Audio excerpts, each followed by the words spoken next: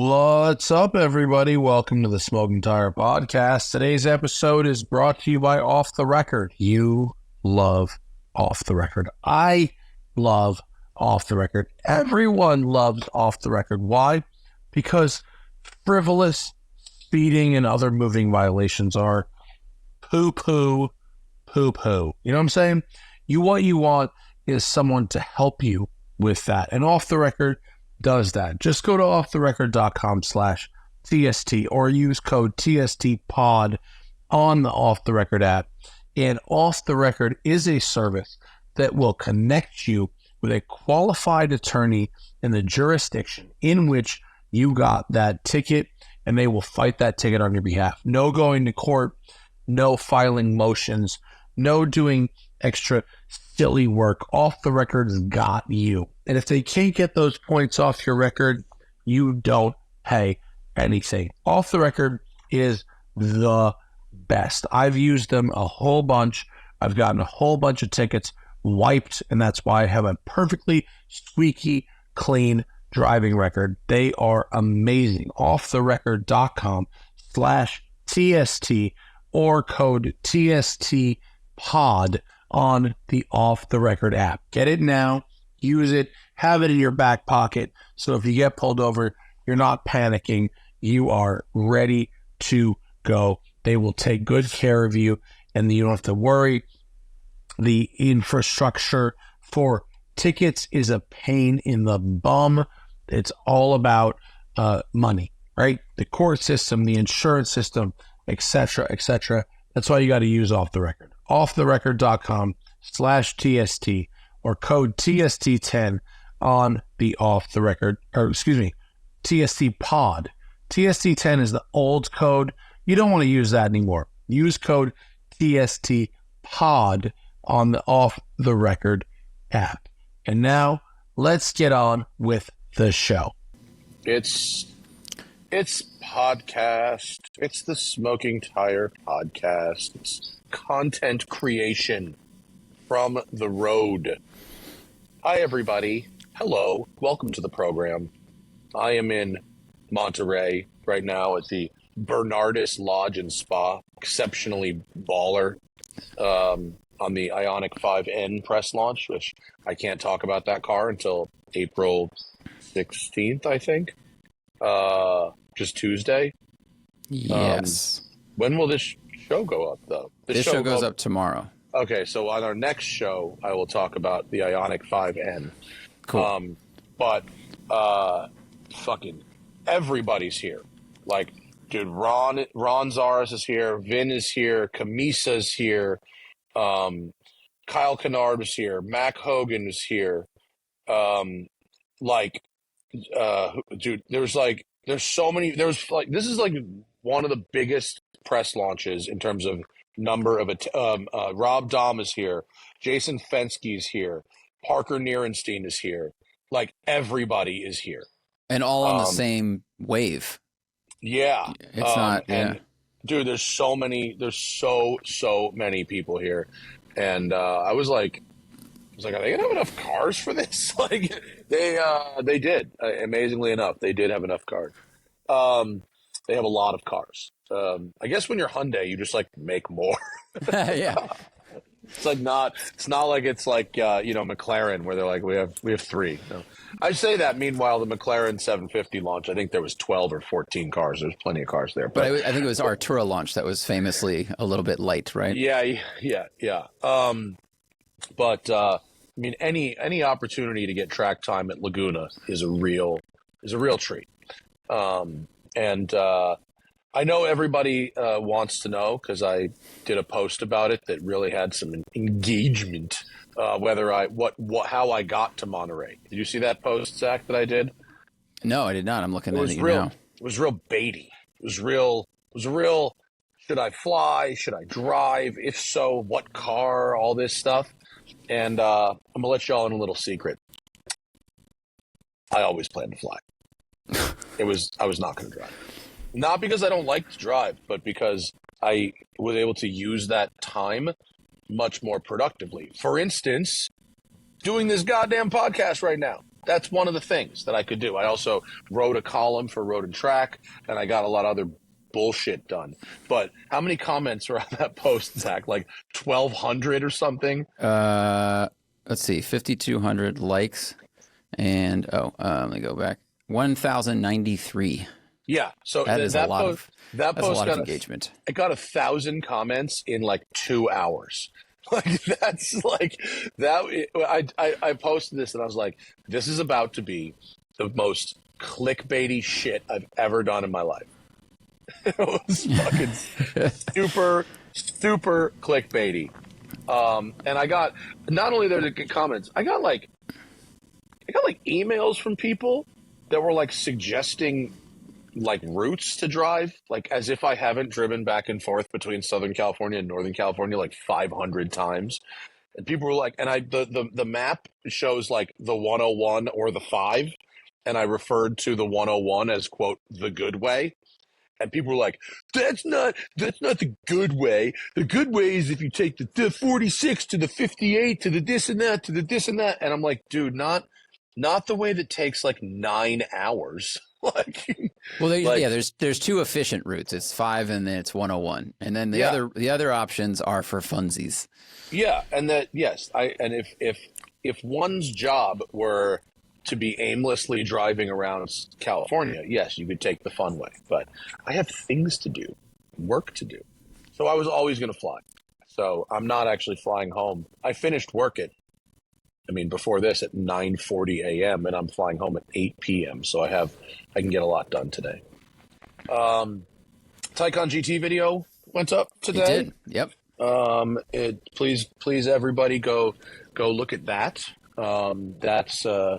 It's a big one. I went very far away to Spain to film it, to Circuit de Monteblanco. It's 1,000 horsepower. It's just, I feel like we need to stop now with the 1,000 horsepower thing. It's just so fast. It was so fast that they wouldn't let us use the straightaway on the track because they made us stop halfway down the straight and then do a launch control. I mean, it was like, sure, it's an opportunity to do a launch control, but that's not really why they did it. They did it because they said if we use the whole straight, then we would be going 190 miles an hour into the corner at the zone. end is like a 90-degree, almost hairpin, right? It's very slow. It's like I think it's maybe like a 120. Like it's more than 90 degrees. It's tight. So the car is just insanely fast, and it has active ride, which is cool. And in most of the ways that matter, it is very much a Porsche. The only thing that's weird about it that I don't really know if I mentioned during my video, I think I did. I hope I did, but if not, is the when you go to brake, when you're driving like in slow speeds in the street. Hey, Ali, come on down. Do you want to join us? Ali Javidan is in the What's house. up, Ali? How's it going, man? Good to see you, buddy. Great. Good to see you. Good shirt. Either early or late congratulations on your engagement / wedding. So Late for one, early for the other. Yeah. Correct. Either Yeah. way, congratulations. I'm so happy for you guys. Thanks, man. Appreciate that. Ollie's good friend, one of our favorite podcast guests from the past, founder of Range Energy. Go check them out. Thank you. We can't talk about the Ioniq 5N. It's under embargo. I have no idea what you're talking about. He got a little ride along with me this morning. Oh, nice. Said my lines were good. Yeah, actually, I will say that, people can talk shit about, let's say, quote unquote YouTubers and how they perceive to be driving and not. I've been in the passenger seat with a lot of professional race car drivers, and what was impressive to me wasn't just the line that Matt took, but the fact that he moved the apex based on the performance of the car and how the car was handling the corner, which is the sign of somebody that really not only understands the track and the car, but also understands the important piece, which is balance. And so, anyways, that's enough. Thank you. That's why I brought him here. It's like, here, come talk about me. Come talk about me. He's your Ed McMahon. Anyways, it was a great lap. I felt super comfortable. in the passenger seat, and I hate being in the passenger seat. We all do. Yeah. No one who does this job likes riding right seat. The right seat always feels twice as fast as when you're driving. Like when Matt and I switch when we're doing filming, I go, wait, I wasn't going this fast. And like sometimes you are going faster than me, but it feels multiples faster. Yeah. It's just, Speaking of which, we did GT3 RS in the street last week. We could talk about that. Yeah. This is not a good street car. This should be a track day car. It is. Like, pretty much only. But Yeah. I mean, it's got no trunk. It's got a center radiator, so there's no trunk. That doesn't bother me at all, but it's so stiff and uncomfortable. That's what bothers me when people are like, this is the best 911, period. It's like asterisk for driving on a racetrack, not for everywhere. I went up there. We went up to film it in the wet and the rain, in the cold and the rain, which is Angeles Crest. Yeah, okay. It was hairy. I mean, really hairy.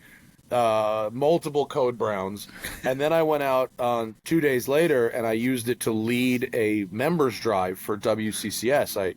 I did about a 120-mile loop. I was exhausted at the end of it. It just beat me up so bad. My favorite modern 911 driving experience, aside from my own Targa, of course, is the T.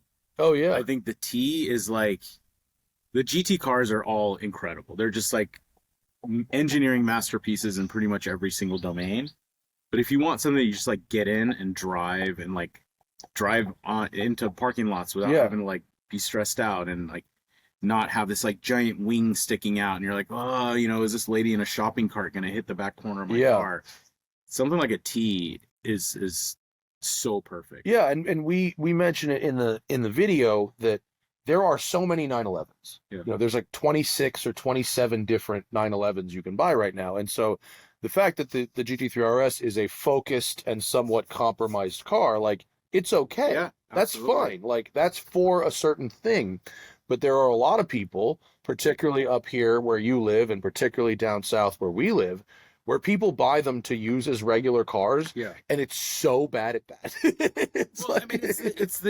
It's like you see them more in apartment complexes than you do in like driveways of nice neighborhoods. Yeah. Because it's like, if somebody that has a nice house has this as a track car, it's probably sitting in a warehouse somewhere or at a shop like BBI or something, ready to be track prepped and delivered to the track.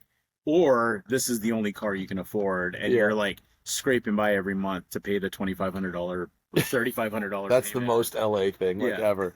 But it's Porsche said at the press launch that there is a way to set it so that it's softer than the regular GT3.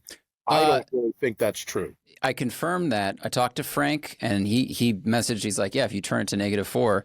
And I said, have you guys confirmed that is in fact true? He said, Andy Preuninger said that it is true. So I think we should probably take that as truth. So in track mode, -4 compression, rebound, front rear, it is technically a softer damper setting than normal mode. Yeah, normal mode. But okay, so Ollie knows a lot about suspension. So if you have a softer damper setting that you can get than in the GT3, but the spring rate is still fixed because that's stiffer, will the net resulting ride be better than? If the spring, so there's this kind of like, there's this domain within damping where you want to be basically critically damped. Like you want to have just the right amount of damping. And if you have a spring rate that overpowers the dampers, which, when you turn that down to -4 on your compression and rebound, you're basically saying the spring is all I got. Right.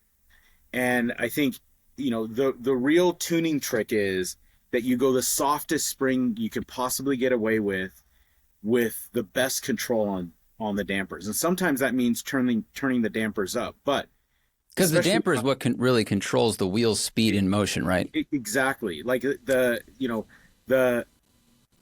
when you think about high speed and low speed damping, the high speed damping is like the little rocks on the road, the kind of rumbly, kind of like, oh, this feels loud and noisy and all of that stuff. And then the low speed damping is, imagine you drive a Model Y, you turn the car, or any modern electric car, where basically the suspension sets and then you feel like you're on bump stops, right? And it's just not going anywhere. That vehicle has too little low speed compression damping. Okay. And what you want to do is you use that low speed to control the movement of the body, and the high speed to control the grip and the tire feel. And so if you turn all of that down, the question I was going to ask was, where does it fall apart when you turn it down? Like if you start turning all the way and like you hit a couple of fast corners, are you now on the bump stops and you just ruined everything else? No, No. I don't think you can change it by that much. You Okay, can't. so then It's incremental, but the point that people keep leaning on is, well, Andy says that you can make the dampers by turning all the knobs to the left Yeah. softer than the GT3. What I'm saying is that doesn't necessarily make the ride better than the GT3. Oh, not if the springs are too stiff for the ride quality that you're trying to get. Right.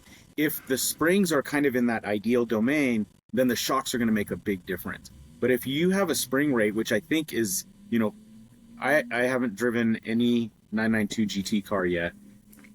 What I hear from everybody that I hear feedback from is that it's potentially oversprung for at least the North American market and how we like to drive our stuff. Yeah. And if it is oversprung, that kind of whatever the fuck you do with the shocks don't matter, Right. because the springs are controlling the equation there. Right. And the shocks are just there trying to keep up. But if, let's say, you go down 10% on the spring rate on a modern 992 GT3 RS, then you will have a lot more control over what those dampers are able to do to the vehicle ride and to the body than if it's oversprung, which I think is what all these 992s have, right? well, and to clarify, what Frank was saying is that track -4 is softer than GT3 RS in normal, not softer than regular GT3. Oh, well, that's probably true also. So that's what he was saying. And it seems like what you're saying, Ali, is that the window you have by softening that spring a little bit, if they move the shock to, they call it 0, but let's just say they call that optimal comfort and control, but there's still enough of a margin where they can go a little softer on the damper. It's still not relying entirely on the spring, so you still have some adjustability. But if they went, for example, -12, at -12, the body is solely being controlled by the spring and the damper's not involved at all, right? Yeah, basically. Yeah, essentially, that's what's happening, because you have to have this kind of fine balance where the spring is essentially suspending the platform and the damper is controlling the motion of that platform. Right. And so if the spring, if the system is oversprung, then that spring has just more natural transitional energy than the damper is capable of damping. That's why it's called a damper, because it's damping motion. So, end result is, if you plan to drive on the street for most of your driving, you do not want one of these. Or It just beat, or I mean, or go maybe buy- there's some go buy softer aftermarket. springs. Yeah, maybe there's some It's- aftermarket solution to make it softer. I haven't. I talked to Joey Seeley recently, who said he had one up on the lift and he was looking at it. And Joey doesn't typically. People don't go to Joey to make their cars softer. They usually go to Joey to make their cars more aggressive of course. for track work. And he pretty much said, like, there's not much I can do to this. Yeah. Like, this is done. And all he's going to do is put the European roll bar in the back and stuff like that. But like, he's like, I don't know what to do to this thing. If I had an RS, like, so my 991 Targa, first thing I did was I went and put Öhlins on it because I wanted my own spring rates, I wanted my own damping rates, all of that stuff. All Joey needs, or Batim or somebody like that, is just some customer to walk in with a new RS and say, let's play with spring rates. Mhm. Let's just start playing with spring rates and just footing the bill, just dumping 10 or 20 grand and exploring what spring rates do to the car. Yeah. And I bet you there's a sweet spot where you shave about 10 or 15% or 5 to 10, 15, I don't know what the number would be, but you shave a little bit of spring rate off of the vehicle. And I wouldn't change. I would bring both the front and the rear axles down the same and just start experimenting. I bet you there's a sweet spot there that really is that compromise that all of us are kind of hinting towards. Yeah. Where the Germans and all automakers are doing the textbook thing, which is make it stiffer, it's going to feel faster, ship it. Yeah. They've been doing this for a long time, where a stiff suspension, when you go on a 10-minute test drive, you go, oh, it's sporty. Yeah. It feels sporty. Yep.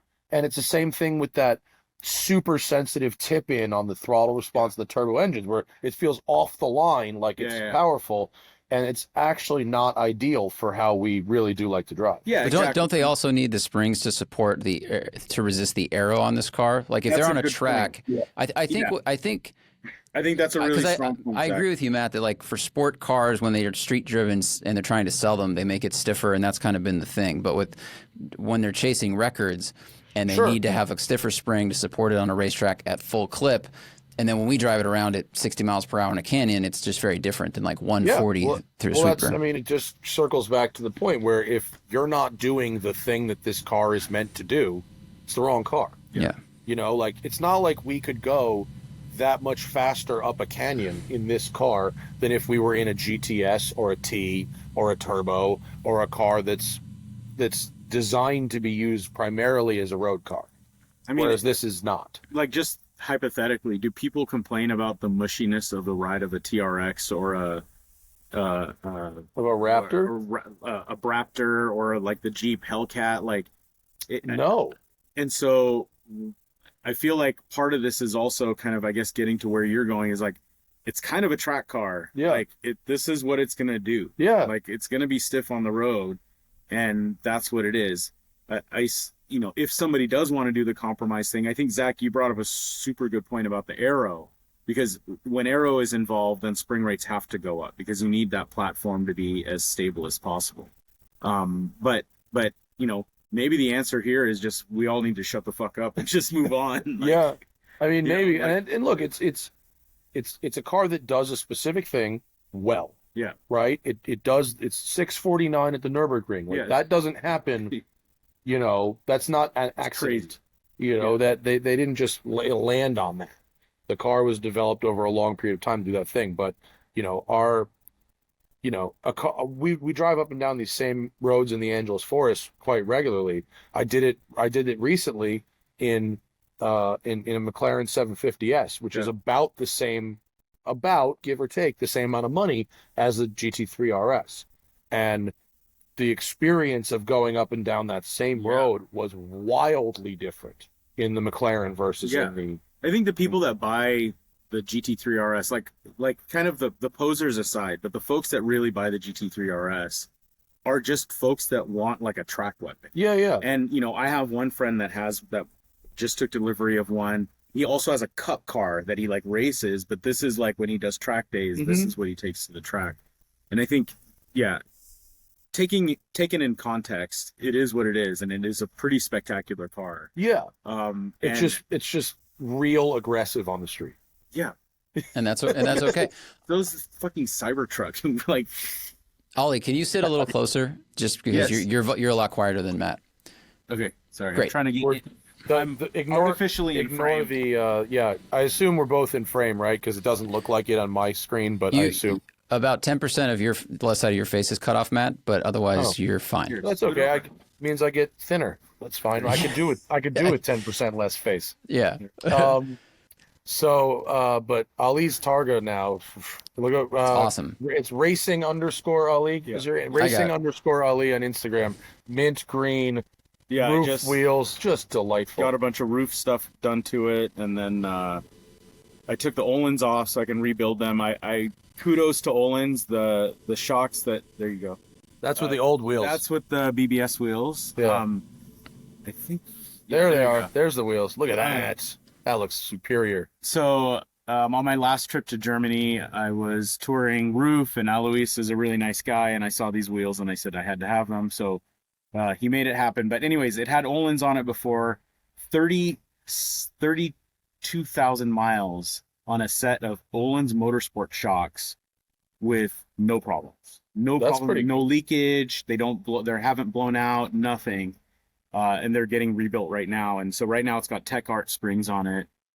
Do you still get? Are they adaptive? Those Öhlins, or are they not fixed? the Öhlins? No. So you lose your adaptive. I lose the button. But typically, like, I have one damper setting that is pretty much identical to the factory soft setting on the high speed stuff, but a little bit more control on the low speed stuff. So when I kind of turn into corners, the car doesn't flatten out on the bump stops. It kind of holds its platform a little bit better.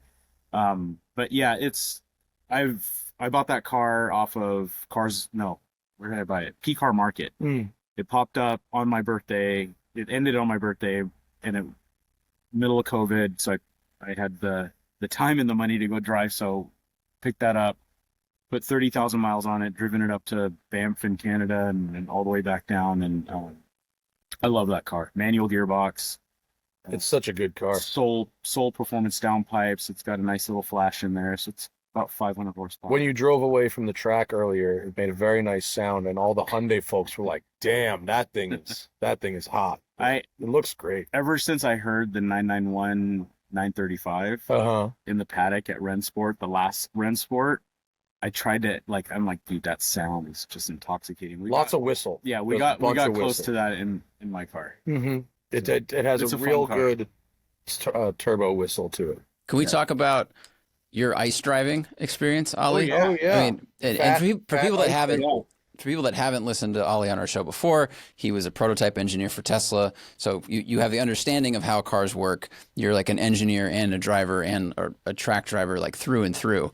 And you had to go to the Fat Ice event in Aspen, which looked like so much fun. Then the car you brought was pretty rad. So I have in addition to my Targa, I have a 1971 BMW 2002. Ooh, great photo. It's got, that one's a Mobile One drone shot. Oh, cool. It has a S14 motor in it that's about 280 horsepower. It's all like Evo build out with all the oil squirters and all the fancy stuff that they did with the Evo engines. Shrink cams, and it's a really, really fun car. I've actually owned this car since 1996. I bought it stock, and I've just modified the heck out of it. Full tubular control arm suspension. It's got all kinds of really fun stuff. So it is my rally car. I run it on weekend, driving while awesome style rallies, and I do stuff like this. And over the summer, during Car Week, I got to spend some time with Ferdy Porsche, who puts on the Fat Ice race, and I was talking to him about how much I would love to go to the one in Zell am See in Austria, and he said, we're doing one in Aspen. We haven't announced it. And then I just begged. I'm like, can I please bring my shitbox 2002 to your Porsche? and so it's can people just enter it? Can you just buy an entry? You can show up to. So what I found out after Ferdy said yes, you can bring your 2002.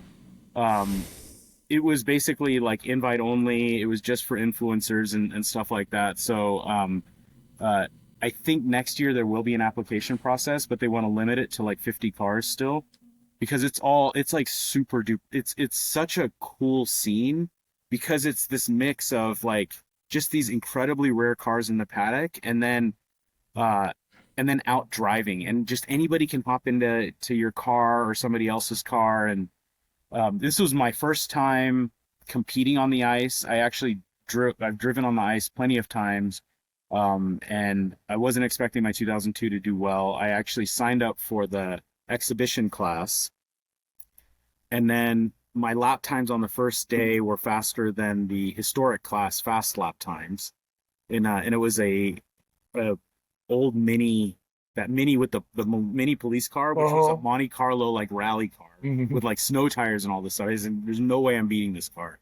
I ended up beating the car, and so that was I took the historic class win at the ice race. And that's pretty cool. Yeah, it was so much fun. It was really, really the whole weekend was great. I think Ferdy did an incredible job putting the event on.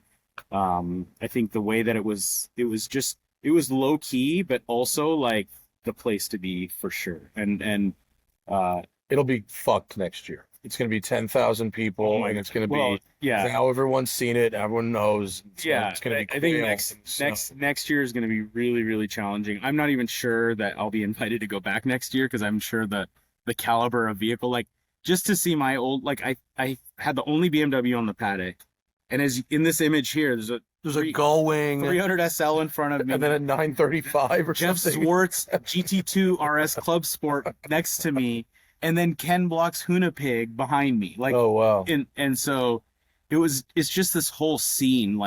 Oh, did you get to drive the RS 200 also? And yeah, so my buddy Philip owns Ken's old RS 200, the black one, and it was funny. It was sitting in the paddock, and none of Philip's guys were comfortable driving the car. Everybody was like, "Not on the ice. Fuck that. No way." Why? They didn't want to crash the car. They were afraid of the car. There's nothing to hit. I mean, yes, but also perceptively, like, you know, I don't know. I'm way more comfortable in like weird cars that that can kill you than perhaps I should be. And so I just like, yeah, I'll go. And obviously Philip's a good friend, and that car is something else. So I have a Mark 1 Escort with like the baby version of that engine. Mm-hmm. And so I know the character of that engine. I know that I have that same gearbox in my Escort. And so I know about fast forwards and this whole kind of scene. But that car, I'll never forget on that front straight when it came on power for the first time.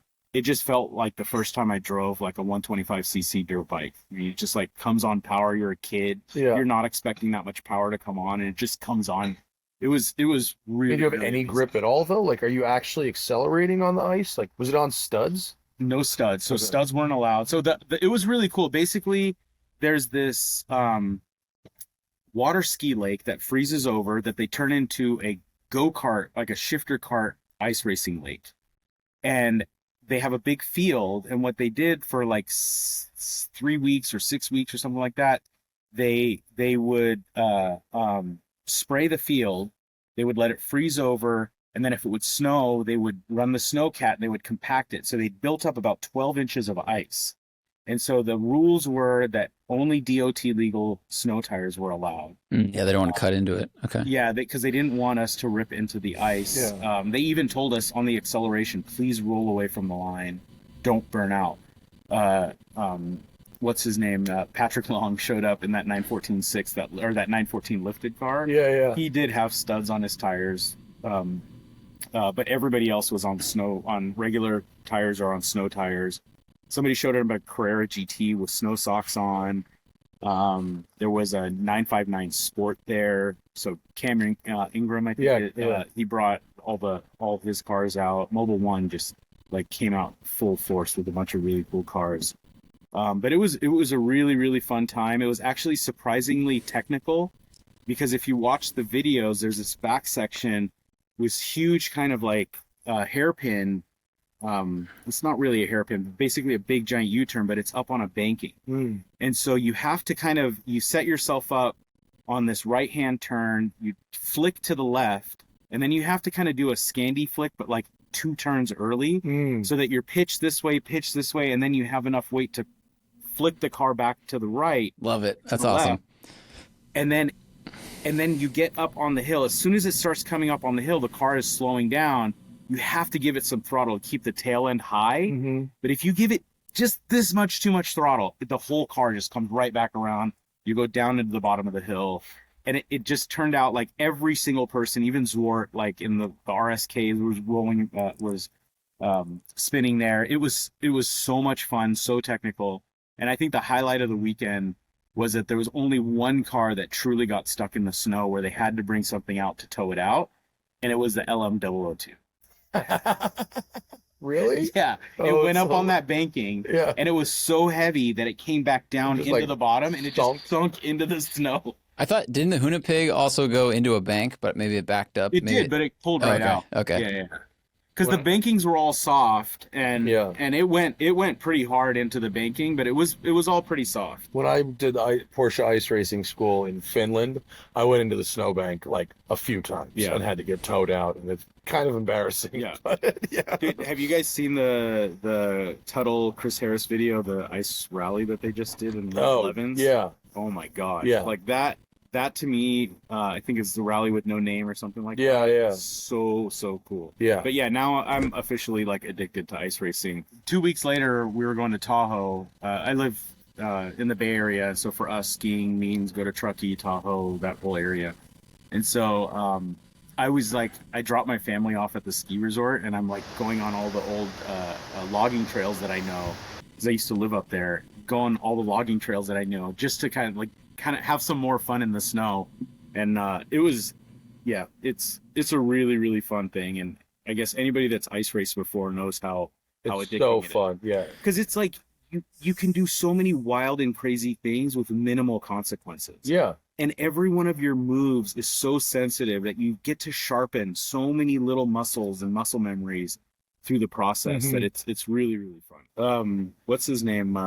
Tanner won fastest time of the event. Oh, in like a stock golf. Yeah, stock golf R. Yeah. So yes. 30 is listening. Tanner's lap time in the golf R that was the fastest lap time of the event was really spectacular. But I have a feeling that there may be some modern sport purposed electric vehicles that could potentially eclipse that lap time. Did Tanner's lap time look impressive, or was it did? Yeah. Really? I mean, he was like, it looked impressive, but I would say it didn't look markedly faster, like notably faster than like Patrick Long in the RS200. So Patrick Long went out and drove the RS200. The lines were similar, but I think that Golf R just has, it's low. It just had the ability to kind of put the power down. But then, of course, Tanner knows that. He knows that car so well. He is, and he's an unnatural driver. Yeah. So, like, I think that combination of everything, like if you put Tanner in a car like a Polestar or fill in the blank from Hyundai, like, I think you could actually beat the Golf R's lap times pretty easily, because second place was a Rivian R1T. Oh. And it was only like a 1/10 of a second slower. Oh, that's interesting. Yeah. The R3 looks awesome. I'm very excited about the R3X. Yeah. Really cool. I hope they build some character into the powertrain. Yeah. And it's not just another appliance. Yeah. Well, that's like we're sort of at this inflection point of EVs. Before you walked in, we were talking about Taycan GT, which I drove in Spain. And it's like, yes, in some ways it feels like a Porsche, but it also feels like an appliance. Yeah.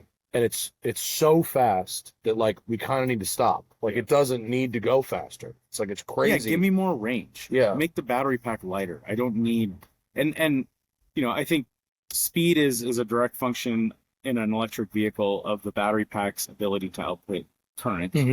And the larger the battery pack is, the more current it's going to be able to put out. That's why the Lucid has these crazy 0 to 60 times. Yeah. Yes, the powertrain is incredibly efficient. The engineers are smart.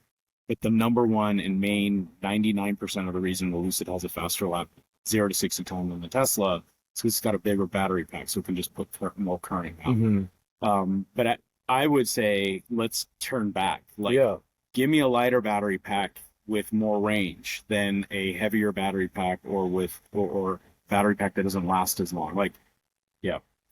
So, but like when I met Peter Rawlinson, and I said, why are we selling these 1,000 horsepower Lucids rather than, one with that can go 1,000 miles, right? And he said that's not really the trade-off, because he said that that putting a smaller motors, making the car not as fast, or he actually said to go from a 400 horsepower electric motor to a 1,000 horsepower electric motor is so much cheaper than going from a 400 horsepower gas car to a 1,000 horsepower gas car. Yeah. It's like he's like it's so much cheaper that you might as well put the bigger motors and have those big numbers people love. Which is fine. I think Peter is right. Like the power doesn't scale with the size, right? And so every electric vehicle on the road today, that motor has more capacity to deliver power than the rest of the system is capable of delivering.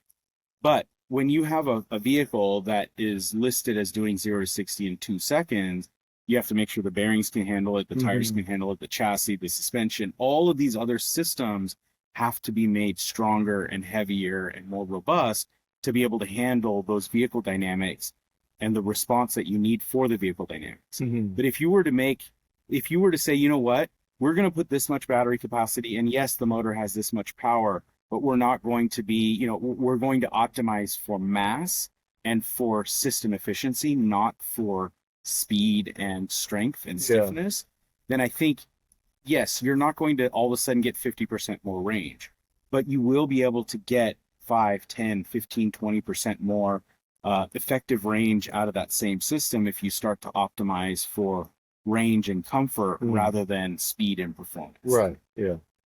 Yeah, that makes sense. And it'll take multiple cycles. Like, you know, one of the biggest tragedies, I think, from my personal perspective, is the fact that BMW didn't continue this kind of eye range of lightweighting With the carbon cells stuff and all of that stuff. Like, that should have continued on to where now, you know, whether you would love to have a lightweight M2, which is one of the things that I would love to have, or the next generation of electric vehicle that's like super light, like that could have been possible if we focused on lightweighting and comfort rather than just pure like BMW like was there. Yeah. Like the i3 was actually like could have been amazing, and in some ways like was super amazing. Yeah. The structure of the car was great. The build quality was great. They set up supply chain for materials that a lot of people are using now for renewable interior materials, for a lot of that stuff. A lot of the carbon fiber procedures that were invented for those vehicles are now being used in motorsport and Boeing. Ironically, BMW is really not using them at all. And I think there's a whole multi-hour podcast that can be had about the tragedy of BMW from 2005 until now. Like, that's a whole different story. And when people are like, if you weren't the CEO of Range, what would you be? If I could be the CEO of BMW for 2 years, everybody would be happy. Yeah, great. Since you're here, what's new at Range? We just had our board meeting. Let's see. What's new? We're about to do an announcement with a big refrigeration partner. We actually accidentally did the announcement, but it broke an embargo that we didn't know about. So we had to pull it back, but that's all kind of par for the course. So big announcement there. I think the big thing at Range for us is that we have now our beta trailers on the ground. Essentially, we had built a full-scale alpha trailer before, and that alpha trailer was... That's the one we've seen in the videos. That's the one you've seen in the videos. That's a 53-foot dry van trailer, and it was just surrogate parts. It's just essentially a junkyard build. Mm-hmm. What we have now is the beta trailer. The beta trailer is actually on the ground as of today, and what that trailer is production representative e-axle, production representative battery, and all the supply chain. So this is the first real early production unit with all the right parts that is being tested between now and May to be able to get what we call road release. So we do a bunch of wheels up testing, then we do wheels down testing and on a closed course, then we go do test track testing and durability testing. And then once all of that is done, then we know that it's open for road release. Then in May, we start driving it on the roads. And the big thing is that in mid-May, there's a trucking conference called ACT, Advanced Clean Technologies Expo, and that's in Las Vegas. And that's when we're showing the world this trailer. Our refrigeration partner is going to be there. We'll have trailer OEMs to go with. And so we are, and on top of all of this, we recently just closed our A round, which was a big deal. And then we're hoping that we can actually accelerate a couple of our milestones and move to our B round here this summer. There's no are there regulations regarding like road testing this rig, or can you can just decide that we're going on the road today? Yeah. So what I could technically just put the vehicle on the ground and just drive it. But there are two things that will keep us from doing it. Number one, most importantly, we have internal procedures that we've put together ourselves, kind of self-regulated around how we would typically check off a vehicle that would be safe for the road. So we do a bunch of, when I say wheels up testing, the system is all assembled. It was tested and in its assembled form on a bench in the shop with no trailer attached. Then we put it into the trailer, and now it's going to get tested with the wheels up again in the trailer to make sure simple things, we didn't pinch a harness or whatever. Once we know all of that works, then we start basically saying, okay, this is the normal working conditions, throw corner cases at it. Find out what happens when this signal disappears. Find out what happens when that breaks. Find out, and we do these tests that have some very, very structure. There's a bunch of structure around these tests. And then we couple our list with the supply chains list. So you can imagine a battery supplier or an e-axle supplier doesn't want to just let an e-axle out in the wild that's going to, be integrated by a bunch of yahoos and then fly off the trailer and hit another car and hurt people. And so they also have a set of checklists that say, okay, range, we're giving you this axle on good faith. You're not putting it on the road. If you want to put it on the road, you have to go through this road-ready set of procedures. And so there are no structured regulations, but we have a very, very tight set of requirements that are self-induced around what we would consider to be roadworthy or road safe. And those are all informed by a lot of the work that we did previous in our careers around autonomy, around aerospace, and in defense. So durability testing, is that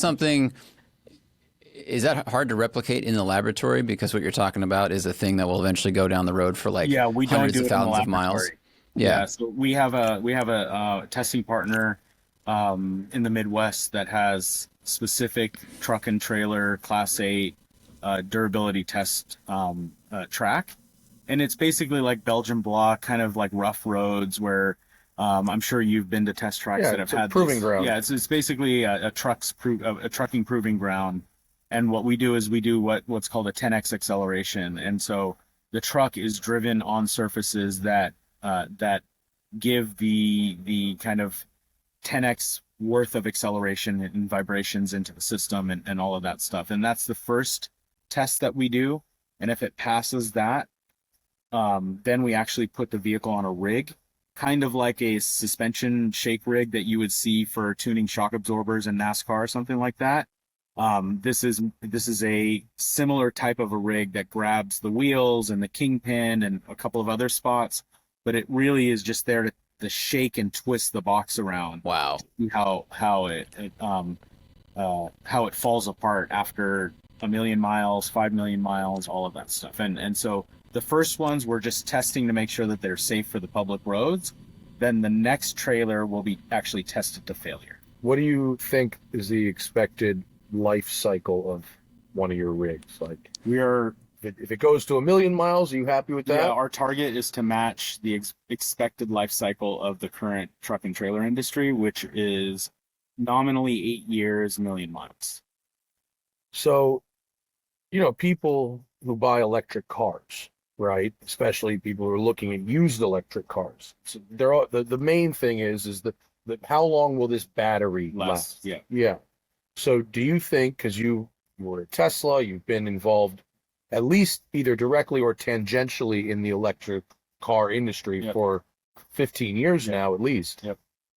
Are batteries lasting as long, longer, or shorter than people thought they would?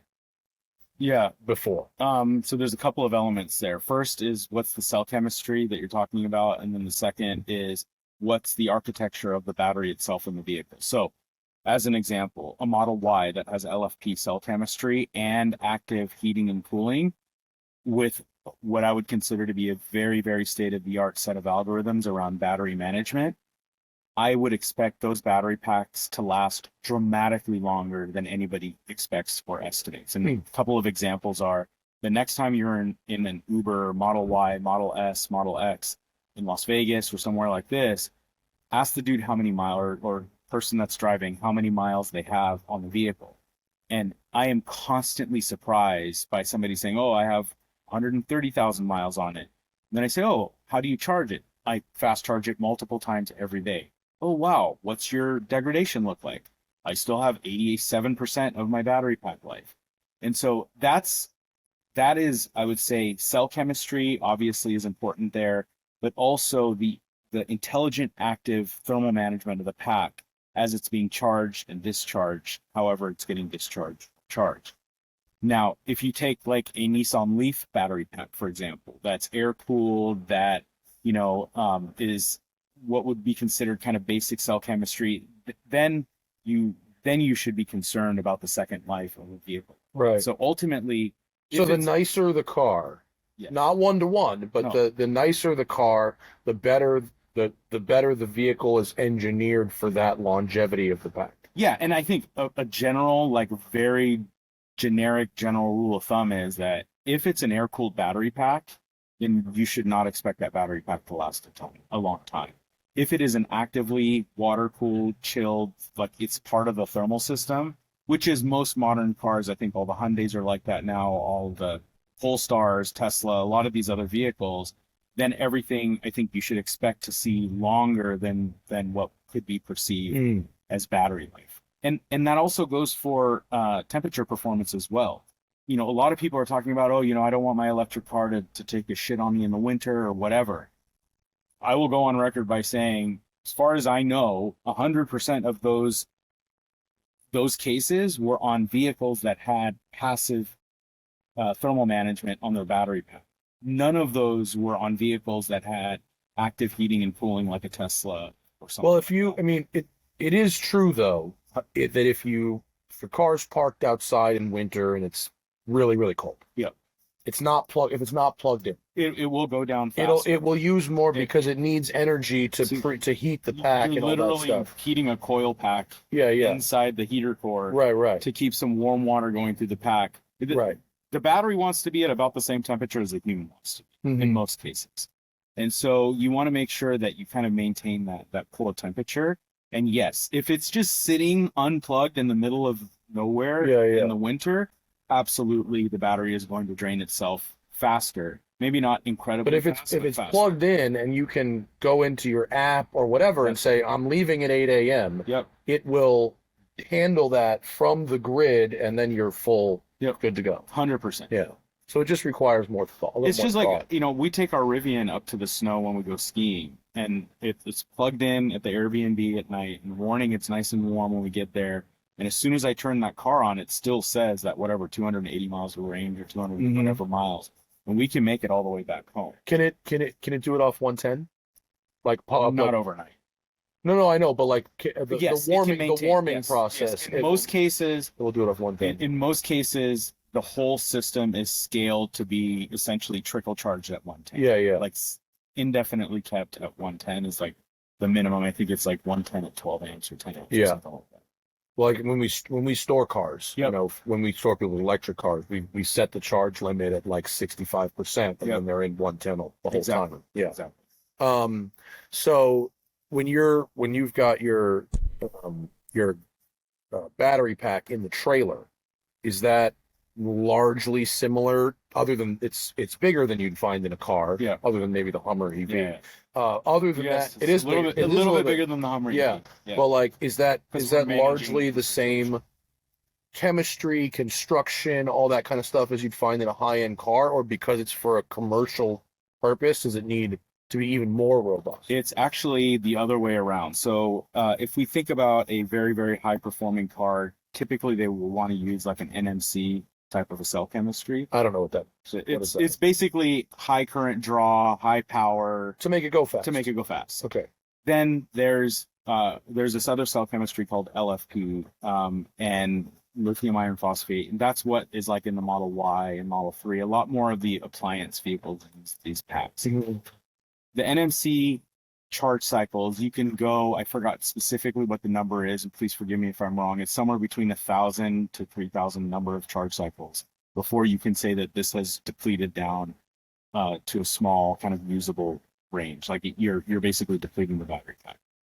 LFP, theoretical in normal conditions, 10,000 charge cycles. Okay.